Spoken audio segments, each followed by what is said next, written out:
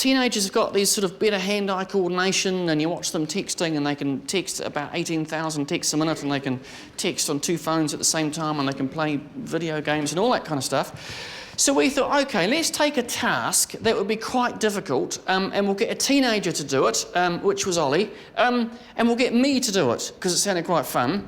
And so we thought, obviously, flying a helicopter. 17-year-old Ollie is our teen volunteer, and our pilot instructor is Rachel Butler.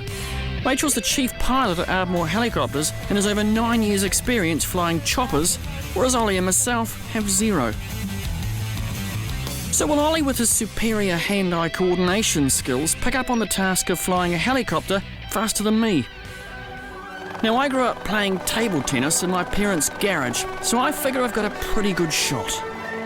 Okay, now I want you to try and hover here. And control with your right hand when you're... Keeping the aircraft stationary proved to be extremely difficult. The controls are incredibly sensitive. The slightest touch will send the machine careering off. Ardmore Traffic Charlie, India, Tango, turning final 21. That is quite complicated. First time I tried to parallel park my dad's car on a steep street, and I thought that was quite complicated. That was great, Rachel. Thank you very much. No worries. Next up, Ollie. Let's see if hours of racking up headshots and Call of Duty gives him the winning edge. So when you're ready, you can take control of the sightless. Yep. Just use your fingertip movements. Okay. Okay, when you're ready, you have control. Very good. I have control. You have control when you're ready. How are you finding that? Okay, it's pretty hard, eh? Ollie says that, but he was way better than me. How's that? Thank you so much. Oh, that was amazing. So do you think you won the hovering competition? Was I better than Nigel? You may have had a slight edge. Really? I was chucking it just for the tally. I could have done much better. I wasn't. I was trying really hard not to die. He was just really good. And what's quite interesting, though, is when we talked to Rachel, she said, like, the rule of thumb is that if you've got, say, a teenager or a young adult flying a helicopter, or someone, say, in their 40s or 50s, the teenager picks up the technical skills quite quickly, but she would far rather be with the person who's older because of things like kind of hazard perception and thinking about risks and being a bit more careful about what they're doing. Teenagers, it turns out, are not very good at these 3 things, so visual tracking, hazard perception and calibration. The visual tracking stuff's quite amazing. There's a professor of psychology at Waikato University, Robert Eisler, and he has developed quite an amazing little piece of software to look at how teenagers and adults visually track stuff. And we took Lizzie and her dad down, and Lizzie, she's been driving for about a year. Her dad says she's quite a good driver, and we let them do this test. It was striking how different they were. Dr. Robert Eisler is an associate professor in psychology at the University of Waikato. He specialises in eye movement behaviour, human performance and road safety issues. Robert's devised a series of video-based experiments for younger drivers to determine their hazard and speed perception skills. We know that all the important functions that are relevant for safe driving are actually still developing, and it's about hazard perception, risk management, visual search, situation awareness. These are all the functions that are crucially important for keeping drivers safe.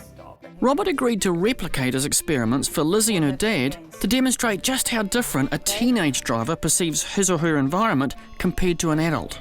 When you look at their eye movements, it's very clear that very often they focus right in front of the car rather than further ahead at the apex of the curve, for example. They have a smaller spread of search. They focus longer on individual objects rather than actually scan widely in different places.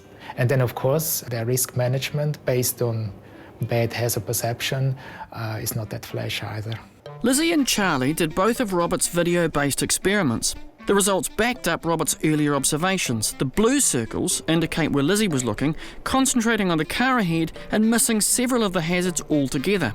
Well, you can see that Charlie was looking at the traffic and potential hazards on either side of the road. This was demonstrated here in the results of the eye scan. What teenagers tend to do, again, is if there's a car in front of them, they will just pretty much follow the car in front of them. They won't be looking around the place, and they also stay fixated on one spot. And I guess the thing is, it's not something that you would obviously see. I mean, we get really focused on technical skills because we can see how well they can parallel park, but you can't obviously see that when they're driving the car, they're looking just in front of the bonnet, or they're following the car in front of them driving down the road, and missing all of those things. Even though they may have a restricted licence, teenagers still have a lot to learn. What really helps is to give them more supervised experience in a greater variety of driving situations. The ballpark figure that you should be aiming for, according to the experts, is 120 hours of supervised driving. Now, this does sound like a terrible grind, but 120 hours is not a big ask when you're sending them out in this great metal box out there with all these other people whizzing around in great metal boxes. Not only that, they need to drive in different conditions at different times of night. You know, I think it would be a good idea to take them on a long car ride on the open road with you there, like not just a little 5-minute thing or a 10-minute thing. Go out somewhere like it's an hour there, an hour back, you know, a decent drive on the road. Do that from time to time so that you're not just looking at how they're driving around in the kind of 50k zone, but also how they're driving when they get out into the 100k zone, because they're quite different skills. Go out with them at night time, go out with them in the rain, you know, all of those sorts of things. The first time I drove at night time in the rain was by myself. That does, when you think about it, it's quite mad. It's like we send them out to face probably the most risky, dangerous thing they've ever done, and it's the first time they're doing it for a lot of them, and they're by themselves.